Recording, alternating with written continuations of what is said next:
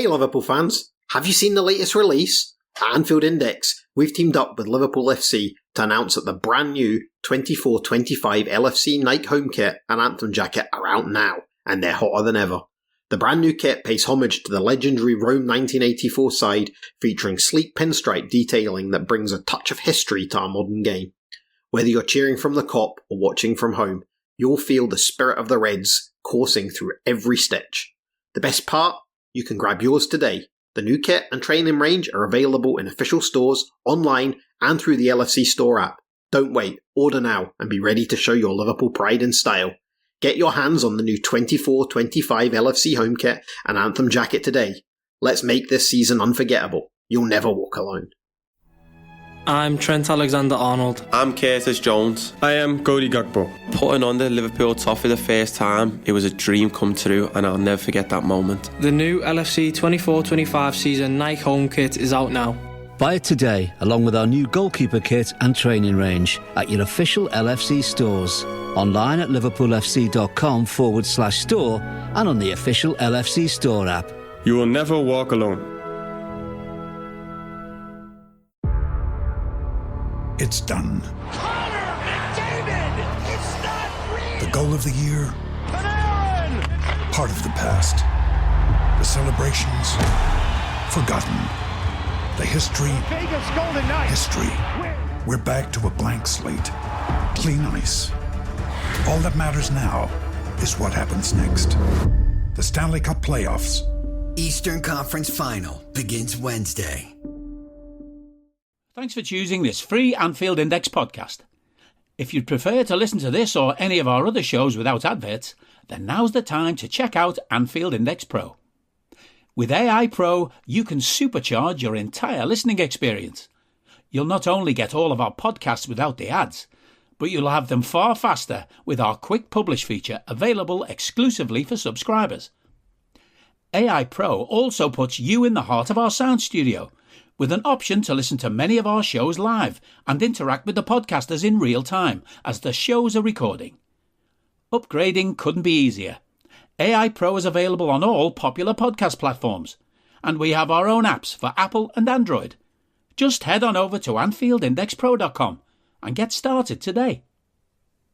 Hello everyone and welcome to this latest edition of the Transfer Committee podcast here on Anfield Index Pro.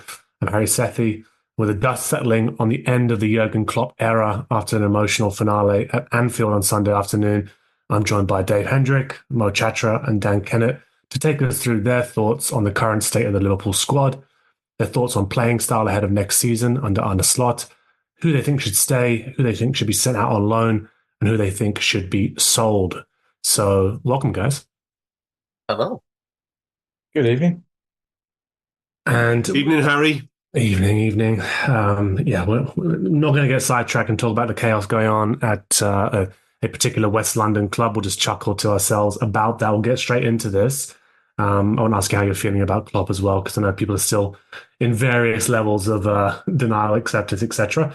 But on this pod, we're going to move straight ahead and start from the back, a nice and easy one. Well, actually, no, before we get into that, I think we've got some questions to maybe discuss about what we think about playing style next season under Arne Slot, and maybe some of the big questions we have to answer before we dive into the squad itself. So, Dan, maybe I'll go to you first about some of those big questions. And I know we were speaking about Trent and his position before the pod went live. I think I think one thing we absolutely need, whichever way we go, we need clarity of thought.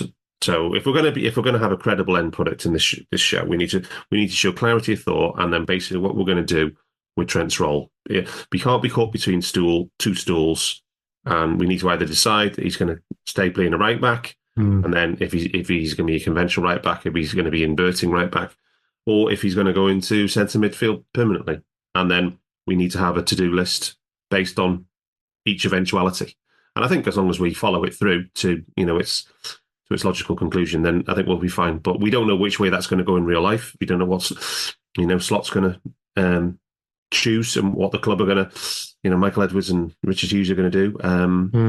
But one thing they can't do in real life is fudge it, and we shouldn't fudge it either. No, absolutely. We've been in this sort of halfway house with his position for a while now. Dave, if I was to go to you on that question, if we're going to try and answer that or give our thoughts on it anyway before we dive into the squad and have a look at who should stay, who should go, etc., where would you be lying on that? I'd be putting him at right back and telling him he's playing as a right back, but with a bit more variety to the role. I thought the role he played against Tottenham in our recent game against them was absolutely ideal. It was very reminiscent of what Arne Slot has done with Hartman, his left back at Feyenoord, where he is a traditional left back. He inverts at times when it makes sense. He gets high and wide, but he can also undercut the winger as well. So it's not just you're an overlapping fullback, you're doing this and you're doing this only. There's specific timing to when you can shift infield. There's specific timing to when you can underlap your winger. There's timing to where we're going to get you where you play around 40 yards out and you play make from there. And a lot of that is very similar to what he used to do for us. I know he's kind of fallen in love with this inverted thing, but can anyone honestly say it's gotten the best out of him? Can anyone honestly say? I think it did. I think it did until he got until people figured it out. Yeah, until he got against Arsenal. I think you can't argue with the results and the performance levels. But the results are one thing. Yeah, the performance level was not nearly as high as people were making out, Dan, because there's two sides of it. Yeah, on the ball, yeah, fair enough. Yeah. But he fell in love with the long pass far too much, and it was quite ugly. But off the ball, he was an abomination in that midfield role. Yeah, an absolute abomination. And he left us weak through the middle. And it was one of the reasons that in the early part of the season, people kept saying what Liverpool are doing is not sustainable, because teams were pissing through the middle of our team and getting all manner of shots. And Ali was putting in superhuman performances. Kelleher came in. He was putting in great performances. And you could see with the centre-backs how overworked they were, because Trent was doing absolutely nothing defensively, being allowed to saunter about, slowing everything down, and falling in love with the long pass. And yet his assist numbers dropped quite significantly from where they've been as a right back. Now, I know last season he was dreadful, but last season was a one-off. This current season here, I think he got an awful lot of hype around performances that were very one-sided. And yes, on the ball, he looked like $1 million. But take the Fulham game as an example, where he got loads of praise afterwards because he scored a great goal. He played 2 great passes in that game. And aside from that, he gave the ball away a lot. And defensively, he left us wide open by simply refusing to do his defensive work. Yeah. So what I would say on the Trent thing, we started doing it last season for a reason, because we tried everything else. We threw some shit at a wall, and in the end, the only thing that actually helped stop the bleeding last season was putting an extra body in midfield, which was Trent, right? And it worked for a while. But by the end of the season, it's way outlived its usefulness. And we at times towards the end of the season, we looked as porous in midfield as we'd done at last season. So it served an immediate purpose. It served like a sticking plaster role. But by early this year, the calendar year 2024, it definitely started to outlive its usefulness. So yeah, we just need to decide what to do. I mean, it could have worked if they committed to that shape properly. Yeah, and said, Andy Robertson, unfortunately, you no longer fit as a left back here. We're going to go and get a centre back type who plays left back, and someone like Gvardiol, not necessarily him, but someone like him who can flex into a back 3. So we have a back 3. We sit Trent in front next to an active ball winner, someone significantly better than Wataru Endo, as well and all as he did. Yeah, we fudged both of those decisions. We've got to stop. We got a stopgap 6, and we kept Robbo and Simicast. Yeah, so, yeah. And at first, Robbo did try and play a little bit as a centre back, and then things got tweaked, and he was basically told, go and play as a left winger. And now all of a sudden you've got Virgil and Ibu with Endo sitting in front of them, and that's your defensive shape. A back two. a back two with a slow defensive midfielder in front of them. Yeah. So it sounds as though, I mean, Mark, I'll come to you to finish it off, but it sounds as though we're leading towards telling Trent that he's playing right back next season. Mo, would you also line up with Dan and David on that?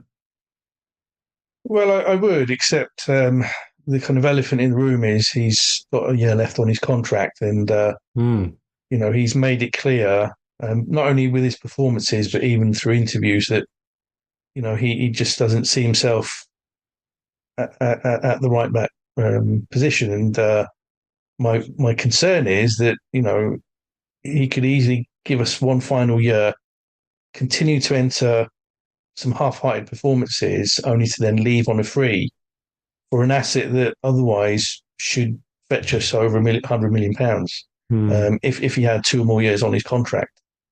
So it is a difficult one. I agree. I think that the right back position is where we can best utilise him. But if the player simply doesn't want to play there, we risk flushing a significant amount of money down the toilet. Yeah. I mean, if he's going to play in the double pivot, then you're going to have issues, because it has a knock-on effect. Because you can't play Trent and Alexis as a double pivot. No. You're going to get absolutely destroyed, no matter what you have behind. Alexis would have to be the 10. Be the 10, which is that really going to be the best use of him? I feel like he is better in that slightly deeper role. Now, it could work. I mean, Arne has shown that he's willing to flex to a 4-3-3. So maybe you go Trent, defensive midfielder, and Alexis as a 3. The issue with that is, I think in a 4-2-3-1, if Alexis is the 10, or we buy a 10, I think Dominic actually works really well as a left winger in a 4-2-3-1. It's more similar to the roles he's played with Leipzig and Salzburg and for his national team. If you play 4-3-3, I don't think Dominic works as the left winger, because I think that's more of an inside forward role, as it has traditionally been the Sadio Mane role. So it's the knock-on effect of moving Trent in as well. It's not just him that's affected. And that's why that's why it has to be realistic. We have to think about the roles in the team. And, so if you're playing, the template could be, Dave, what he did with Uck and Koku in centre mid for Feyenoord, right? I mean, is that realistic in your view? See, that I think is the perfect role for Alexis. Yeah. I think that's the perfect role, where he starts off in the double pivot, but that double pivot can flip in game into, where he becomes almost a second 10, and Wiefer would play by himself then. Yeah. But the big issue with Arne Slot's Feyenoord team has always been transition defense. They're very good in their set defense, but when they get countered on, that's where they can have issues. And part of that is Wiefer. He's a good player. He's not the cleverest player in the world, and he's a little bit too kind of drawn to the ball, in the same way Henderson was too drawn to the ball, and he can leave space, which again can be okay if the other midfielders are getting back. But the problem is, if you've got Trent, lolling back, and Alexis playing as the 10, who's not the quickest anyway, then you're going to be asking your wingers to get back, and nobody's going to ask Mo Salah to do 80-yard shuttle sprints. Yeah, I mean, if you're playing Trent in midfield, the question is, then how does the team carry the piano? So you got to, and then you got to fill the team with the relevant amount of athleticism and work rate to carry the piano. You've always been able to facilitate what you would call luxury players, of course. It's just a question of the rest of the team has got to be built around them, and who are those luxury players going to be? And is Trent good enough in midfield to warrant that? Like, that's the big question here. Has Trent shown he's good enough as a full-time midfielder? Does he have the ability to take the ball on the half turn with a man on? Does he have that immediate sense of where to go? Like, Trent gets the ball in midfield. You rarely see Trent get the ball under pressure and turn away from that into space and then play. He'll often just give the ball back and move again. Yeah. And that can slow you down. That allows the attack or the opponent to get back into their set half field. If you go back and watch the Champions League final against Real Madrid, our biggest issue in that was that Henderson was receiving the ball, getting pressed and playing it backwards, and Real were able to get everybody back behind the ball. And that was killing all of our momentum going forward. Now, Trent's a much more technically gifted player than him, but he's never played in midfield on a consistent basis, like as a midfielder. It's different when he's moving in from fullback and his winger's not following him. So he's basically a free man. So when he gets the ball, most times he's got 5 yards of space around him. If he starts in midfield, let's say against an Arsenal, and Arteta goes, "Oh, we'll just stick Declan Rice on him. Declan, just go and stand on him and don't let him breathe." And that's going to be what a lot of teams will do. Man City would have Kovacic and Matthias Nunes. They're not great defensive players, but they're energetic, they're aggressive, they're powerful. And that's going to be where he, I think, comes undone as a midfielder. Yeah. So it says, unless he's got minders, basically, so he can fly. When he's been inverting, I think maybe the games where he's been most effective are where he's floated around to find the relevant space in that particular game. Like in the Aston Villa home game, he dropped in basically as between the centre backs. And there was another game later in the season where he did exactly the same thing.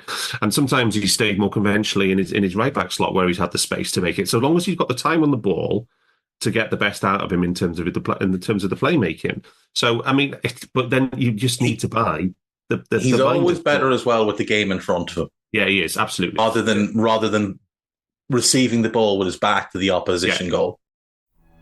I'm Trent Alexander-Arnold. I'm Curtis Jones. I am Cody Gakpo. Putting on the Liverpool top for the first time, it was a dream come true, and I'll never forget that moment. The new LFC 24-25 season Nike home kit is out now. Buy it today, along with our new goalkeeper kit and training range at your official LFC stores. Online at liverpoolfc.com/store and on the official LFC store app. You will never walk alone. I don't need a VPN. I've got nothing to hide. This is what I used to tell myself before I hooked up with LibertyShield.com. Not only is my home internet now fully encrypted, but I can now access all the websites I want, whenever I want, and do so from absolutely anywhere. As a Liverpool fan, I love to know I can now watch every match, regardless of whether it's on UK TV or not. My Liberty Shield VPN makes sure nothing is blocked and guarantees me super fast streaming speed throughout that match. You can get connected right now with their software package, which includes a 48-hour no-obligation free trial and instant access to their apps for Apple, Android, Fire TV, PC, Mac and Android TV. Or go a step further like I have and get one of their pre-configured VPN routers. These small but powerful devices allow you to easily connect every device in your home to VPN, making it the perfect solution for smart TVs, Mac boxes, and games consoles. Visit LibertyShield.com today and use coupon code AIVPN25 to get 25% off at checkout.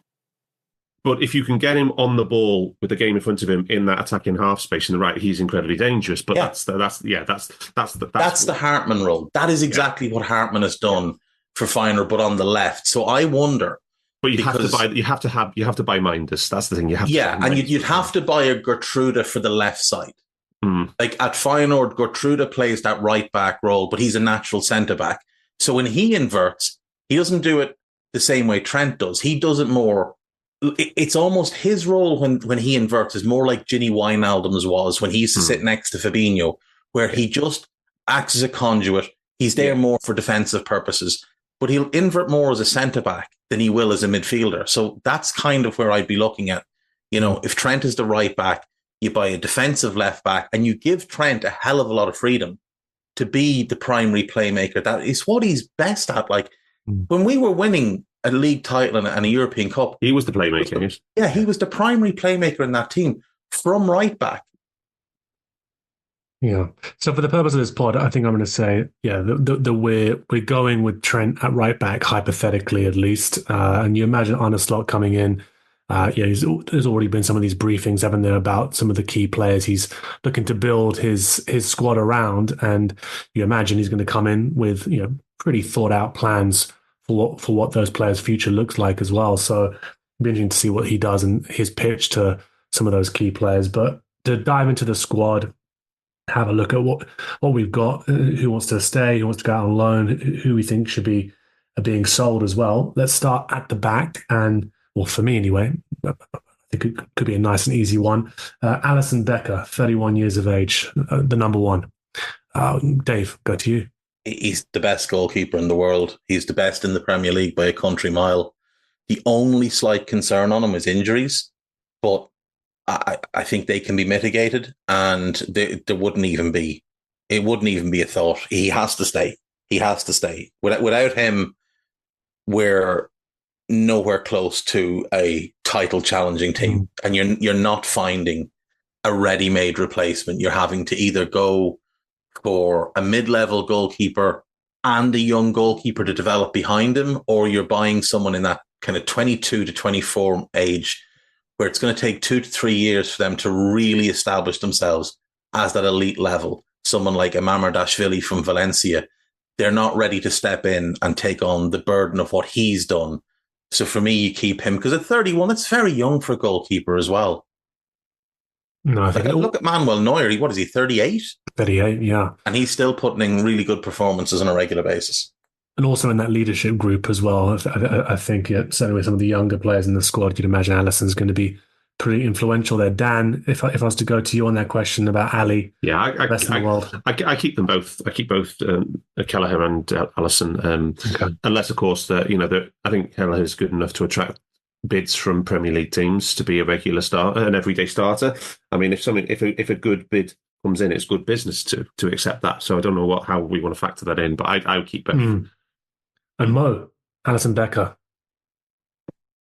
Yeah, no debate. Has to stay best goalkeeper in the world, and even if there might be, very tempting offers coming from the Middle East, we simply wouldn't get in anyone of his caliber. So he has to stay. The holy goalie. I don't see him wanting to go to the Middle East either. I really don't. I think he's too ambitious. I think he'd only want to leave for Real or Barcelona, and both of them have great goalkeepers, as is in Courtois and Ter Stegen. So I don't think we're at risk of a bid. Dan, I'm actually really surprised to hear you say keep Kelleher, because of the season he's just had, are we ever going to see his value this high again? Well, this is it. I mean, this is what I'm saying. If there is, it depends. He is good enough to invite offers from Premier League teams. So, I mean, whether we want to factor that into that and assume that we're going to get an offer that we'll accept from a Premier League team to be an everyday starter for them. You'd hope so off the season he's just had. And I mean, if you think it's a realistic thing, we can say for, as long as we're not playing fantasy football stuff. So I think that's, we could factor that in. Now, if there was a fair, it's the business of, you got to do good business. One thing we used to do was make good sales, and then we stopped making good sales. But now the people who make good sales are kind of back in the building. So it's almost like those things were linked, isn't it? We make good sales, smart people left, and stopped making good sales. We also stopped managing our squad properly. Yeah, and now we're in a situation where we've got 3 players with 1 year left. It's almost like those two things are linked. What do you think? What do you think, Mo? Do you think that it's realistic to say that there's going to be a mid-level Premier League team coming in for Kelleher with a decent bid? Absolutely. Like Dave said, his value is probably at its highest. Entered some really strong performances over the course of last season, and not only in the Premier League, I think there might even be some clubs on the continent as well that might take an interest in him as well. So.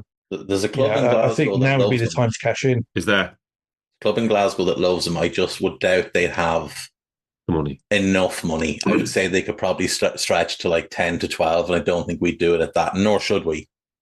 I just don't think Celtic would have the money, unfortunately, because I think he loved that move as well, obviously, as an Irish lad. But no, I've no problems with saying sell, because then we're back in the business of doing good business.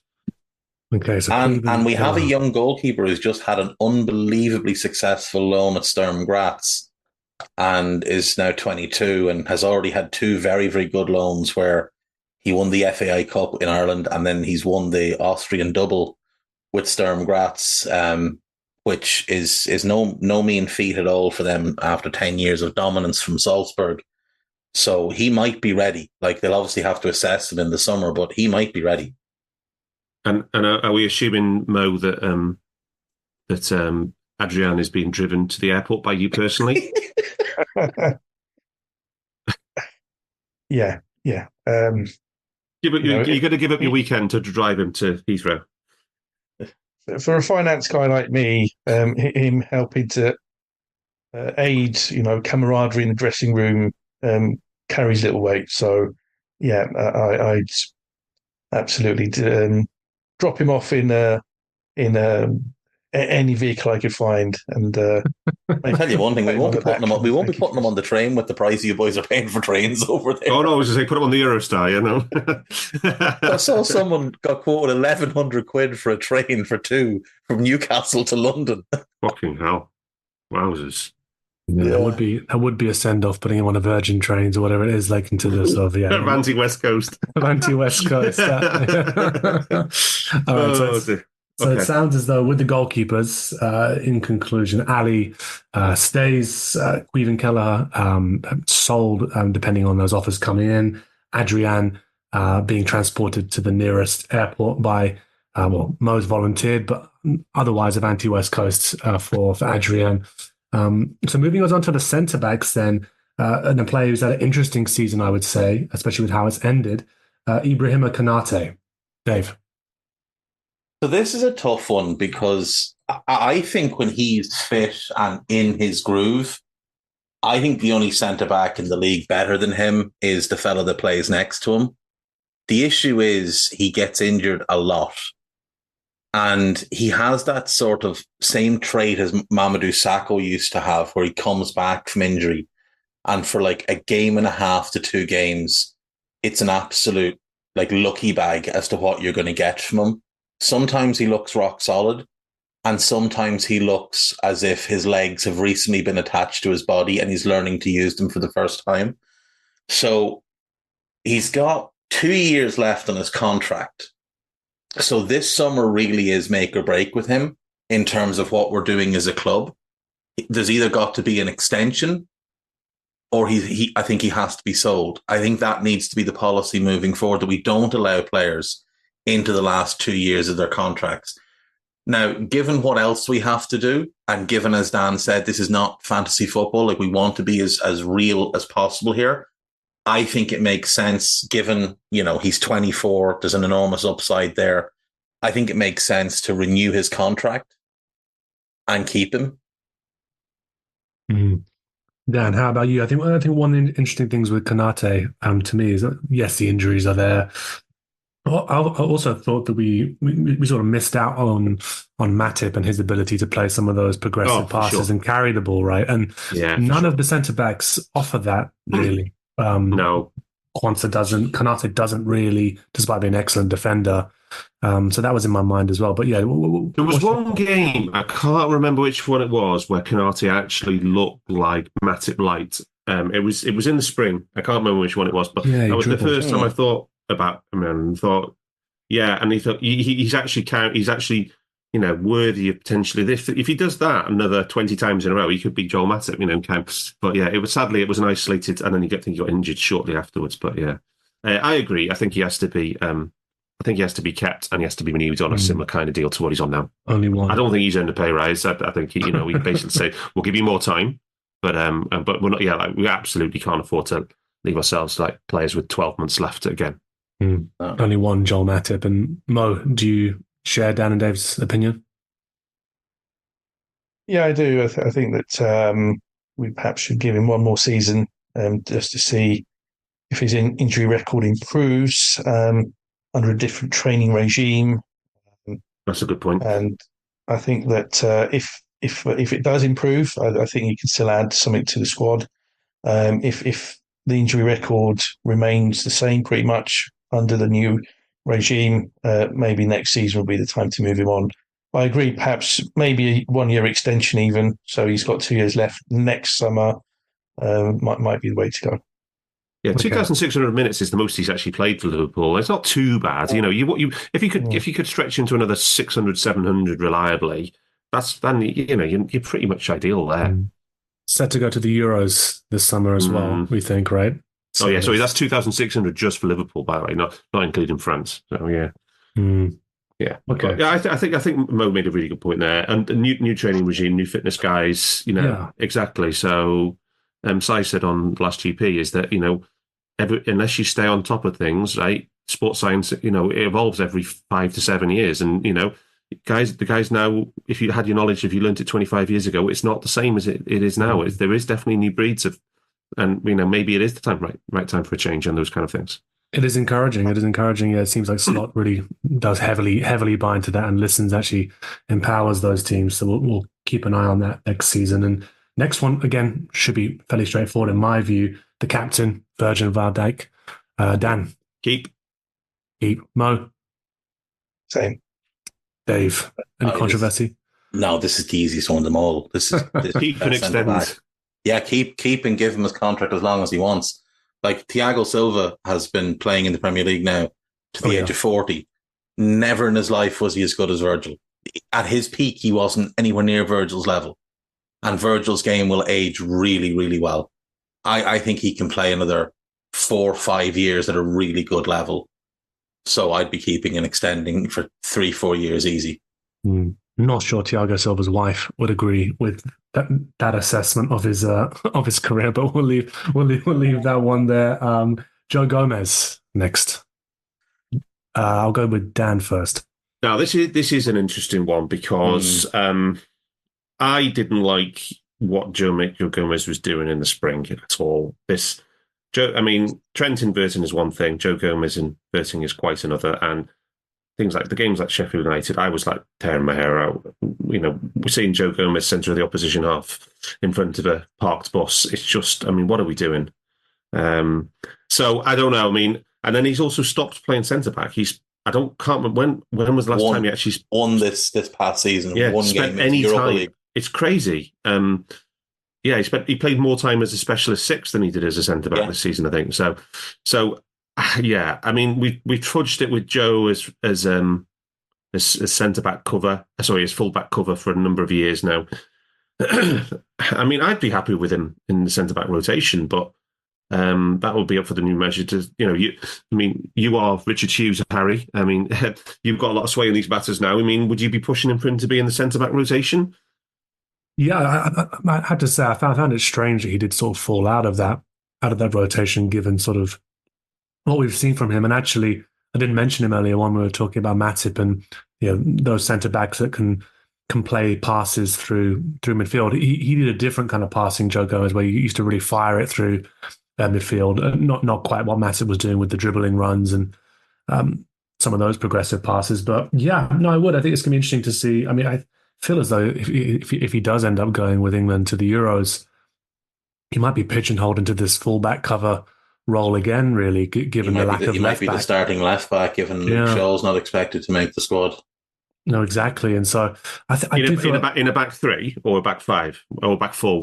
Back four, I think. I think he's going to go Walker, Stones, Maguire, and maybe Joe. Kieran Trippier is more likely, I think, just because Kieran Trippier is one of Gareth Southgate's children. Yeah. And the whole country is going to become exposed to Joe Gomez's underlapping and say, where's the width on the left hand side? The thing is with Joe, like he's as a ball playing centre back, he's above average as a ball playing centre back. As a ball playing fullback, he's below average. So if he's going to stay, it has to be in the centre back group. For me, now he could provide cover if we buy a defensive left back who slots in as the left side centre back in a 3 when we're going forward. That's fair enough. But like the guy is he 27 now? Is he just turning 27? Just turning, yeah. How many more years of his career can we ask him just to be a squad player? Like he's a really, really talented footballer. And he's dealt with a ton of injuries. And this past season, I think he played really well when we used him as a left back, but only as a left back, not the inverting nonsense. And then as soon as Robertson came back, it was like, thanks, Joe, but you're out the team. And the fella who's been pretty poor for 18 months is back in instead of you. And I do think that probably has taken a toll on Joe Gomez.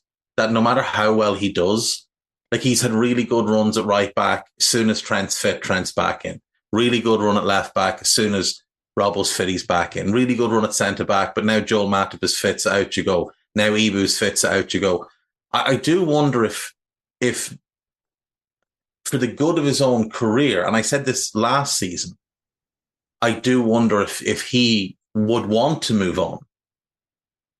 Yeah. I put him in the same bracket that we put Kelleher. Not necessarily sell, but available for sale. So if a good offer comes in, you move him on. You don't say, no, we're not interested. We're going to keep him, because like these lads deserve to have the best career possible. And for a lot of people, playing games regularly is more important than being, a passenger on the bus that wins things. So I think these are going to be thoughts that are going through his head, you imagine, at this stage in his career. However, I suppose you could also argue from the other side, well, this is a chance at a fresh start, a new manager, a new set of eyes looking at him. Does he look at him in a similar way? Is he going to be throwing him at the team when the likes of Robbo's fit, when Trent's fit? I think it's going to be an interesting question. Mo, sounds as though, are you in a similar camp in terms of sort of assess for offers? If there's a good one that comes in, perhaps he moves on. Otherwise, keep him in the squad. Hey guys, it's Eddie Gibbs from Anfield Index here. I hope you're enjoying this podcast, and I'm sorry to call time on the show before it ends. In the current climate, it's tougher than ever before to offer podcasts for free. At Anfield Index, we produce over 75 free shows every month, which I'm confident is unparalleled in the LFC sphere. Whilst we'd love to offer everything for free, the production costs now make this impossible. That said, we don't want to follow the model of other channels and lock all of our content behind a paywall. So what we've decided to do is to continue offering every show for free, but cut that offering to 30 minutes on our longer shows. So to get all of our shows in full and enjoy the best of everything we have to offer, we really hope you'll consider supporting the channel and signing up at AnfieldIndexPro.com. For about the price of one cup of coffee, you'll get every podcast in full with 0 ads. You'll also get access to our LFC VIP community, where you can enjoy live podcasts, engage with our podcasters, and chat with other Reds in real time. So that website again, AnfieldIndexPro.com. Join today. Sports Social Podcast Network. I'm Trent Alexander-Arnold. I'm Curtis Jones. I am Cody Gakpo. Putting on the Liverpool top for the first time, it was a dream come true, and I'll never forget that moment. The new LFC 24-25 season Nike home kit is out now. Buy it today, along with our new goalkeeper kit and training range at your official LFC stores. Online at LiverpoolFC.com/store and on the official LFC store app. You will never walk alone.